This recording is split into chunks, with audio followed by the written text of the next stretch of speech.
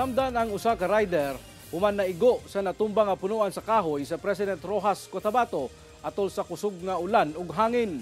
Ang detalye sa report ni Efren Mamak. Gilayong gipayungan sa mga residente kining 20 anyos nga lalaki nga rider nga gitabang sa iyang iyaan nga angkas niya diyang nagkadugo na human naigo sa natumbang nga punuan sa kahoy sa kalsada sa Sitio Avas, Barangay Sarayan, President Rojas Cotabato, Martes sa hapon. Gani ang maong kahoy makita nga mibabag na sa maong kalsada. Sumala pa, napunting gayod sa ulo sa rider ang mismong punuan sa Gemelina, hinungdan nga nakaangkon kini og samad sa ulo. Hinoon luwas ang iyaan ni ini. Gilayong girescue sa MDR-RMO Antipas ang rider o gidala sa Cotabato Regional Medical Hospital alang sa padayong medikasyon diyang nagsuka-suka matud pa human sa insidente.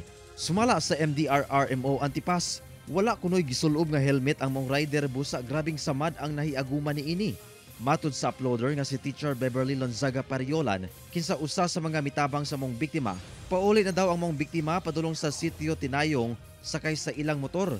Yang pag-abot sa lugar, natunong gayod sa rider ang pagkatumba sa moong punuan.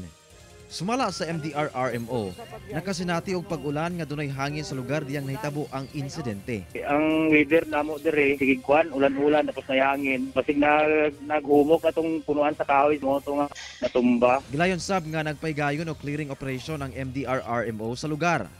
Kauban si Bong Vicencio, Efren Mamak, 1 Mindanao.